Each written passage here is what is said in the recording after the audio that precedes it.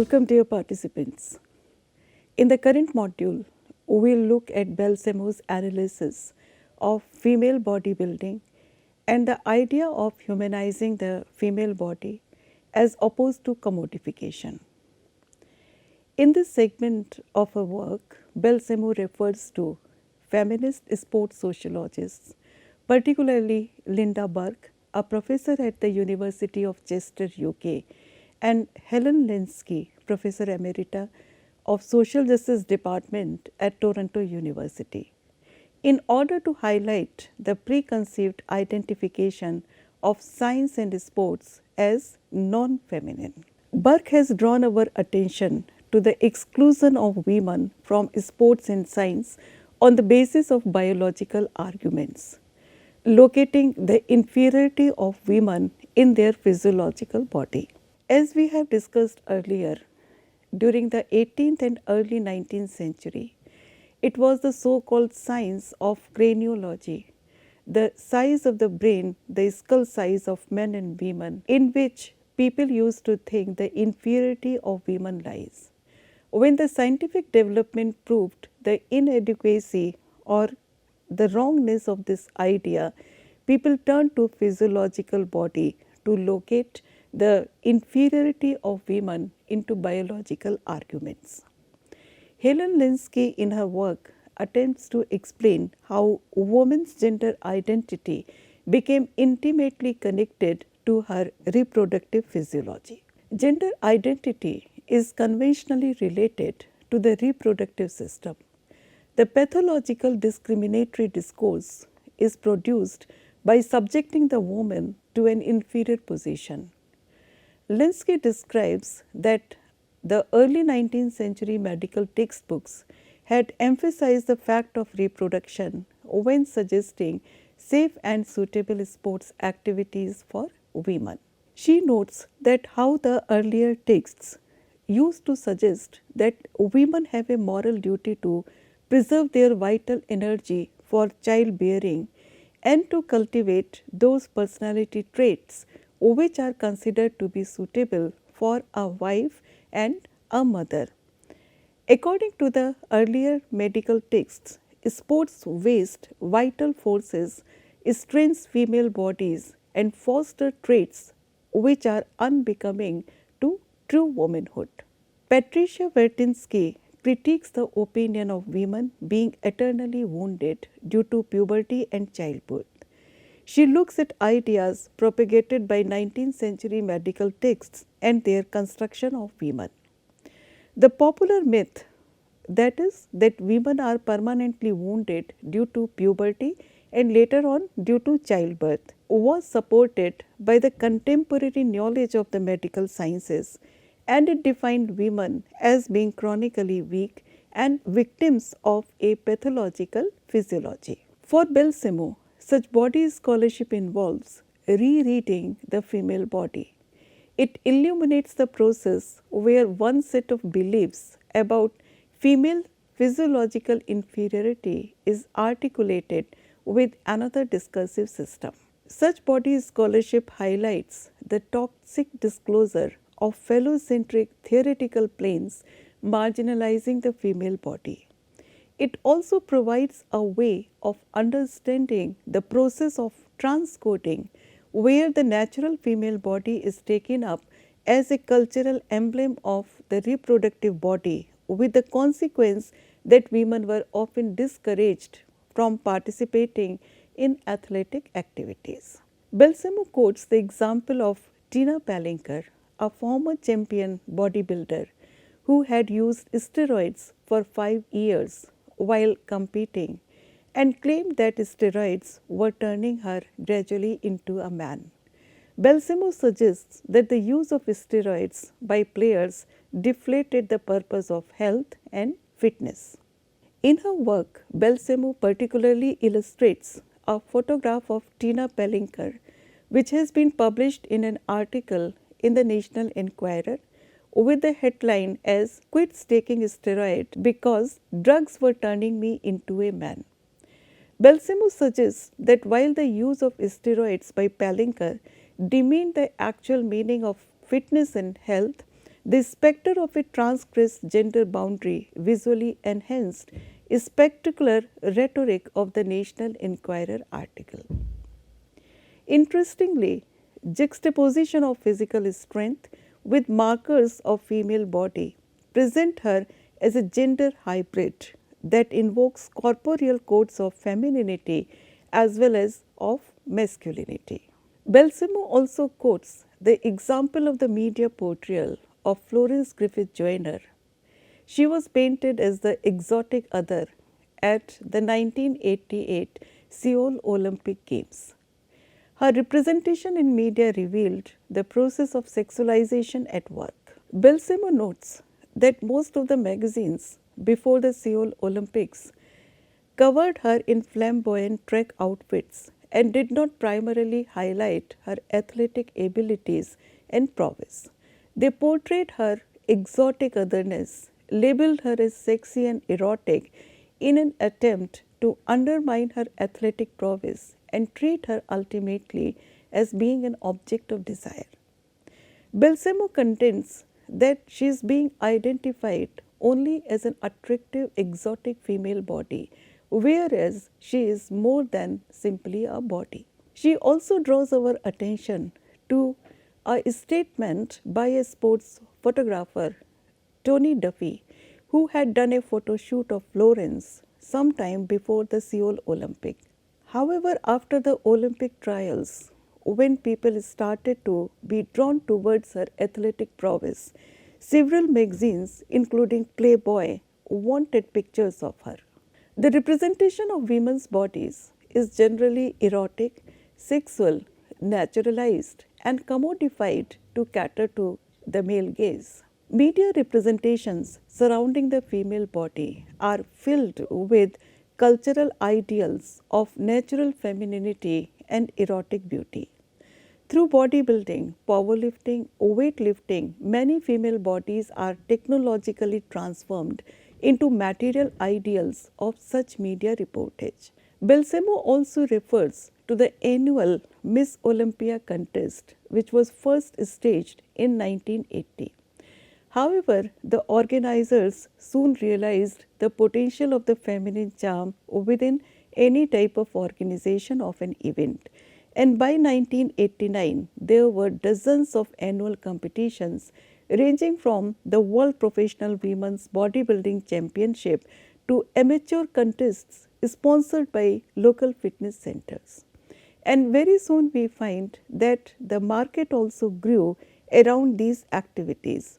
So the market was immediately flooded with specifically designed products, ready-made capsule training courses, special food supplements, jewelry, posing wear, skin and hair care products, and also, interestingly, bodybuilding horoscopes. The IFBB annual Miss Olympia competition had started in 1980. However, in 1992, IFBB made femininity rules in the contest. The judges' guide to the competitors stated clearly that they were looking for a feminine but not emaciated physique. The question then becomes, what is the purpose of a bodybuilding contest? Is it about having the most muscles? Is it about having some practical strength? Or is it a purely aesthetic exercise? And if so, what is the basis for these aesthetics? To explicate her ideas further, Balsamo quotes the example of a famous film, Pumping Iron 2, The Woman. The film is a fictional account of the Caesars Palace World Cup Championship, a stage competition for this film particularly. Though it uses real and actual bodybuilders, yet we find that it is only a pseudo-documentary. The objective of the film was to determine the meaning of the term femininity. It also exposes a cultural narrative about the natural definition of femininity as it applies to the technologically reconstructed female body. The Hardcore Bodybuilder's Sourcebook reports instructions which had been circulated among the judges. which had cautioned them that first and foremost they have to bear in mind that they are judging a women's bodybuilding competition, that is, looking for an ideal feminine physique, and therefore the most important aspect is the shape, the feminine shape. Judges were also instructed to look for certain traits amongst women participants that were not usually seen in men participants. For example, the presence of stretch marks, operation scars, and cellulite. And they are also directed to observe whether female competitors walk and move in a graceful manner, which seemingly is not a concern with male competitors. The film also stages a contest between competing forms of female embodiment personified by two well-known female bodybuilders, Babe Francis and Rachel McLeish. Babe Francis, who is a muscular powerlifter, and Rachel McLeish, who is a beauty girl bodybuilder. Babe represents a conventionally negative, a manly looking, unattractive character, whereas McLeish represents a conventionally beautiful feminine character having muscles but ultimately curvy, soft, and sexy. The contest between Bev and Rachel is only a plot setting to portray two contrasting images through them. Beginning with the sequences that introduce these two participants, the film visually constructs a system of differences between these two types of female bodies. And their differences concern not only the muscularity of their bodies, but also the type of clothes they wear, the local gyms they attend, their countries, cities, and families of origin. Interestingly, in a shot, Bev sarcastically asks her trainer, "Did I look like a girl? How was my feminine quality?" Bev is discouraged for her looks, whereas Rachel is used as a visual treat for the audience. And we find that for these two, the camera angles are also different. Narratively, the contest between Rachel and Bev structures the plot of the film. At one level, the film is about the competition between these two female body types, but at another level, it is also a film of and about ideologies of femininity. However, the winner is Carla Dunlap. It is a twist in the plot setting as she is ultimately depicted as a racialized body. A former Miss Olympian, she is considered as the best candidate in terms of overall athletic ability and bodybuilding sophistication. However, in terms of the film, her victory comes as a surprise because she is never constructed as a featured competitor in the way that Bev and Rachel are.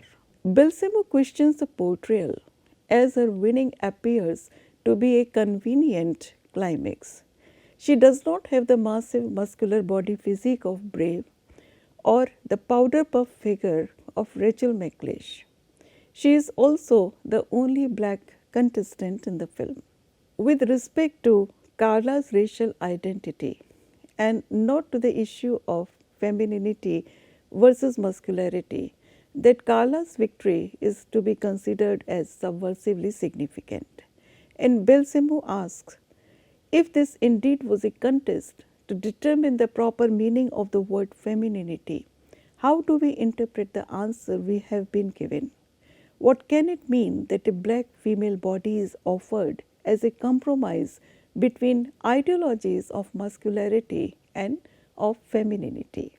Although her racial identity is not discussed explicitly within the film, by promoting her as the compromise between two technologically reconstructed forms of female embodiment, the film implicitly engages a host of body issues that invoke different forms of body transgression.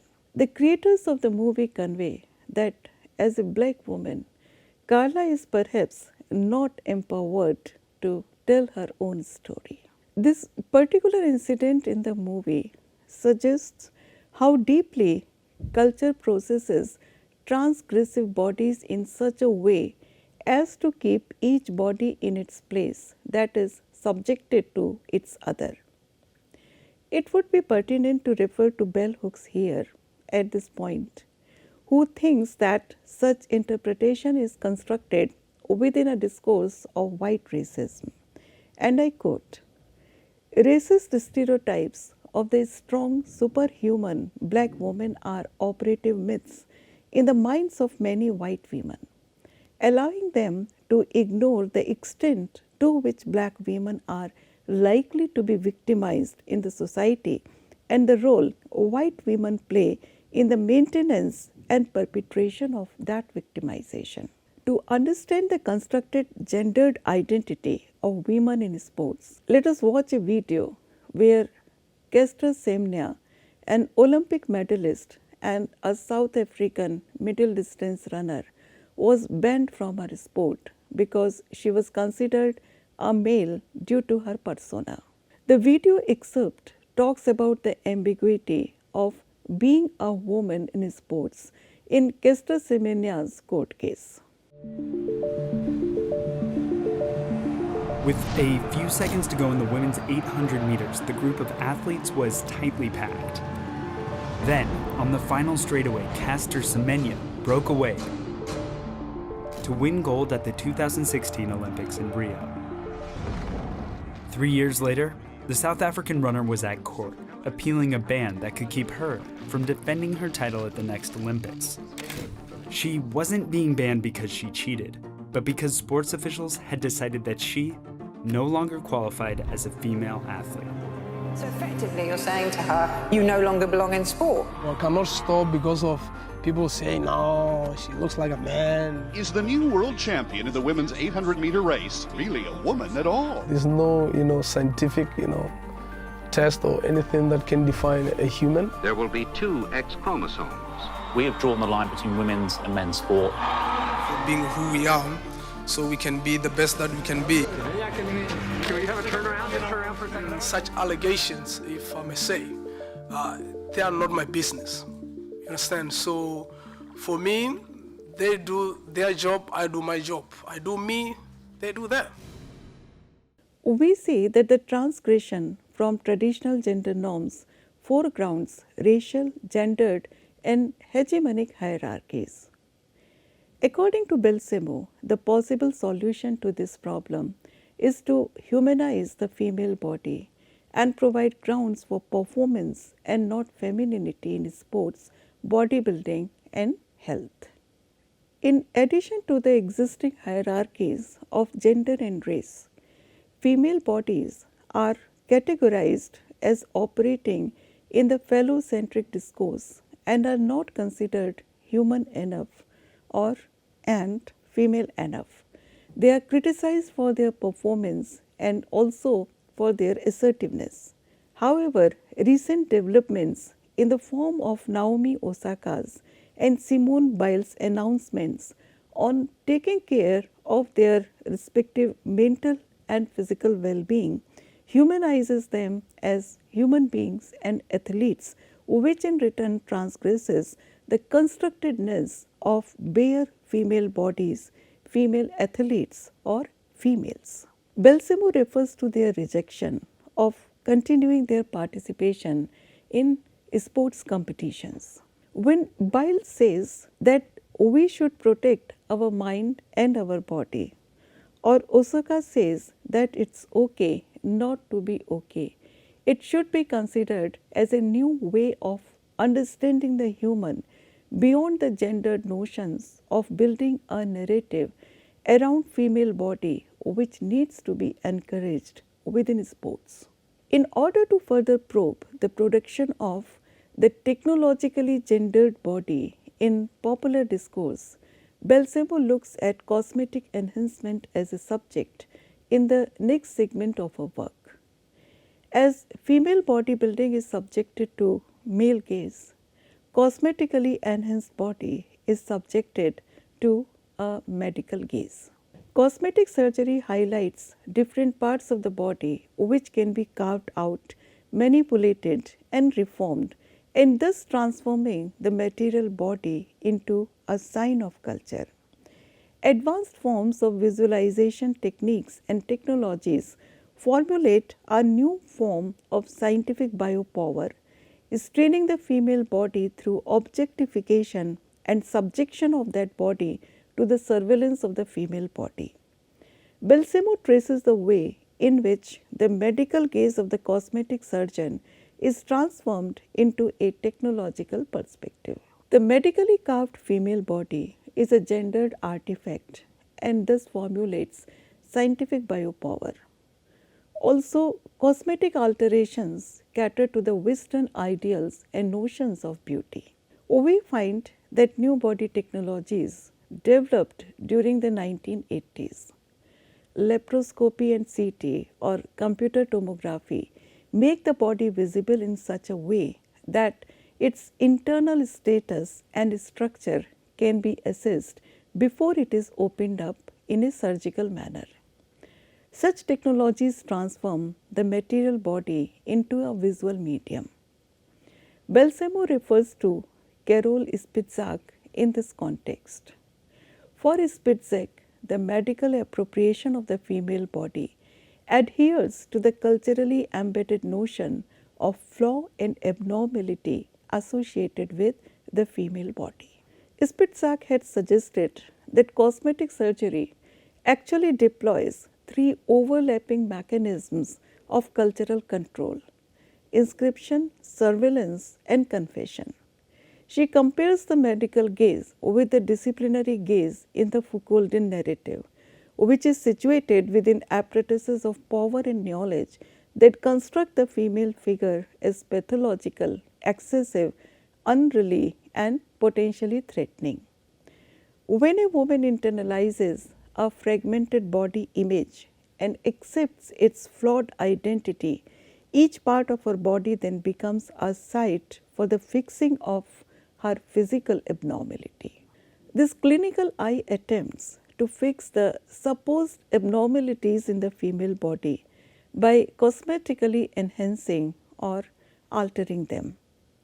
Spitzak has termed plastic surgery as an intriguing site for the deployment of contemporary power relations.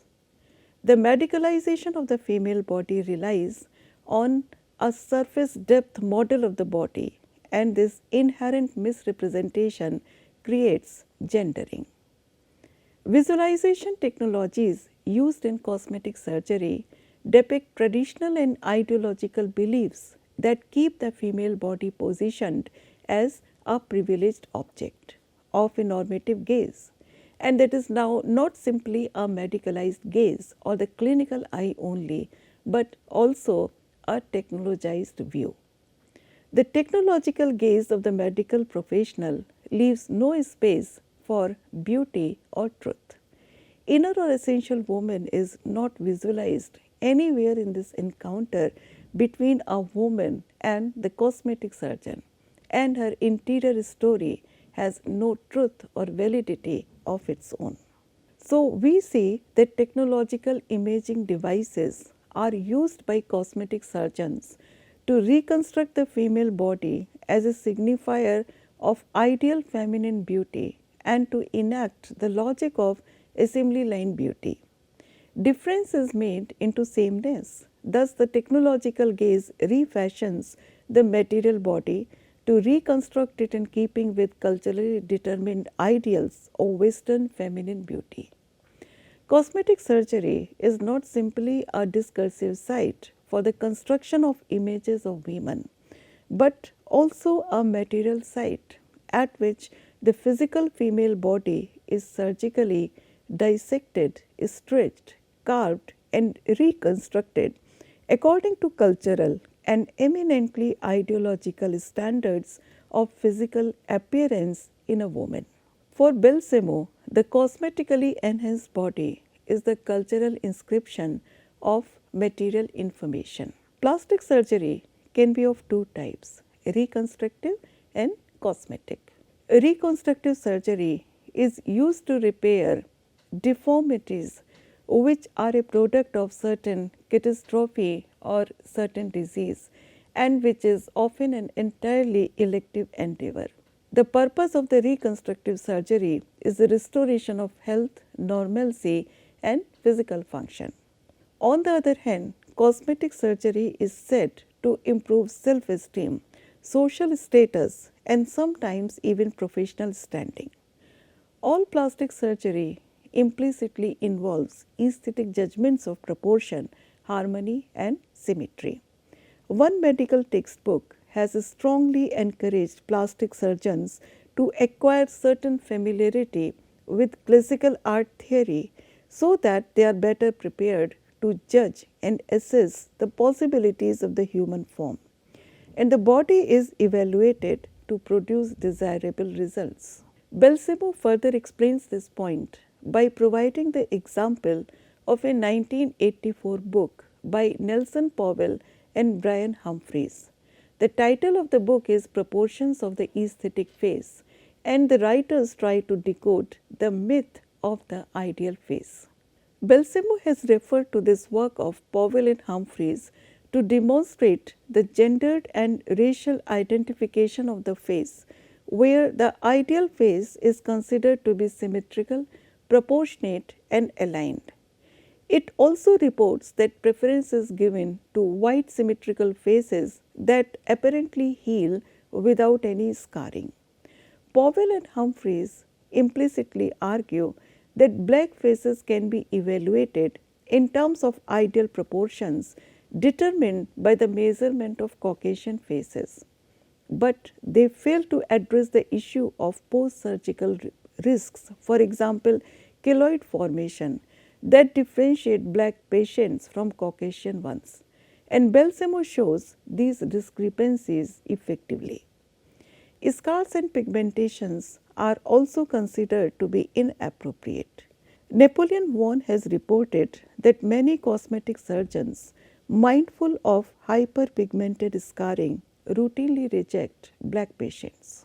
Balsamo condemns the demonizing of scars and pigmentation on the face and the beautification according to the Western yardsticks, and also the desire to fit into the popular trends.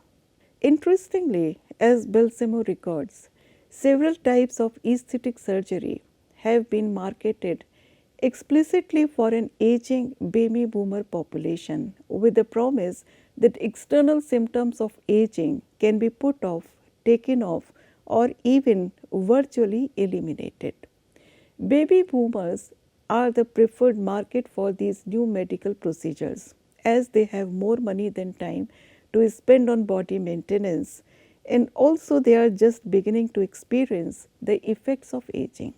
Society's emphasis on a youthful appearance has created a demand for cosmetic plastic surgery, and we see that aging has become an important issue.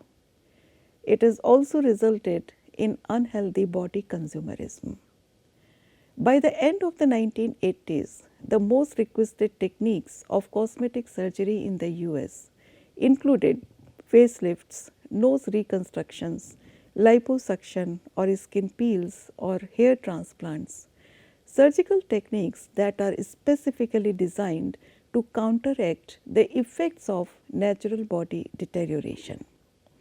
Balsamo notes that following such social preferences may also cause anxiety, body image issues, and loss of confidence amongst individuals. Through the advertising channels of consumer culture, and now with an immersion in social media, the practices of cosmetic surgery now have been transformed into commodities themselves, which bank on conventional beauty standards, contemporary social trends, and cultural parameters. Balsamo had also correctly predicted a rising trend in advertisements for services such as dental bonding and implants as the baby boomers reach their late 40s. Balsamo suggests that by commodifying body and cosmetic surgeries, we are normalizing colonization of one's own body. Balsamo also refers to an essay by Catherine Polly Morgan, which has been published in a special issue of Hypatia. Morgan argues that the normalization of cosmetic surgery is the inversion of the domains of the deviant and the pathological are catalyzed by the technologizing of women's bodies. Morgan goes on to discuss the more philosophical question of why patients and cosmetic surgeons participate in committing one of the deepest of original philosophical sins, the choice of the apparent over the real. Balsamo attempts to answer the aforementioned question to determine the role of cosmetic surgery in the technological reproduction of gendered bodies. Drawing on Morgan's analysis of the increasing naturalization of cosmetic alteration, Balsamo elaborates on the mechanism whereby the apparent is transformed into the real. For Balsamo, cosmetically enhanced body is a technologically gendered cultural apparatus. However, it is not just a game of vanity, as men also opt for surgery to enhance their career prospects. But often we see that it is the choices of women which are demeaned as self-indulgence. It can be said that the articulation of the need of repair is gendered and it also complicates agency. Essentialist views on gender define them contrarily. The cultural meaning of their gendered bodies determines the discursive rationale that can be invoked to explain bodily practices. More men are electing cosmetic surgery than in the past, but often in secret. Charges of narcissism, vanity, and self-indulgence are also put aside easily for them. They still have to construct different justifications for their decision to seek cosmetic alterations. For example, whereas amongst women, a ruddy leathery skin is criticized and is defined as the Miami Beach syndrome, amongst men it is not considered as a liability or a deformity. A man's choice to have cosmetic surgery is explained by appeal to a rhetoric of career advancement. A better looking body is better able to be promoted, for example. Process of fragmentation of body parts for surgeons and patients occurs on the basis of the gender. Female body as always needs repair, and women's choice for cosmetic surgery is often taken as natural, is normal, and a routine consequence of their preoccupation with appearance. Balsamo also presents the examples of video imaging and morphing technologies to showcase the real and imagined pictures of female bodies. The strongest claim which is put forward for the use of video imaging is that it provides a realistic image of the aesthetic treatment that the patient can visualize. While some surgeons dismiss it as a possibly unethical marketing device, others argue that it produces realistic images and is a better representation of and is still than reality itself. Patients may often fail to understand one of the major difficulties with any kind of cosmetic surgery, that soft tissue changes cannot be accurately predicted. Apparently, the digital transformation of one's own face produces a magical liquid simulation that is difficult to reject. Video morphing dramatically undermines a patient's ability to distinguish between the real, the possible, and the likely in terms of surgical outcomes. Cosmetic surgery is an ideological site for the technological reproduction of the gendered body, as it uses techniques of inscription, surveillance, and confession as surgical procedures. Thus, the female body becomes the vehicle of confession. For some women and some feminist scholars, cosmetic surgery illustrates a technological colonization of women's bodies, whereas others see this technology which women can use for their own ends. Cosmetic surgery offers women a way of technological reconstruction of their bodies. In actual application, we see that such technologies produce bodies that are already very traditionally gendered. To conclude, we can say that the technological construction of the gendered body promotes colonization of one's body in a cultural mold, which is subjected to phallocentric approaches to technology. We shall continue our discussion of Balsamo in the next module, where we shall analyze the technological construction of the gendered body in the virtual space. Thank you.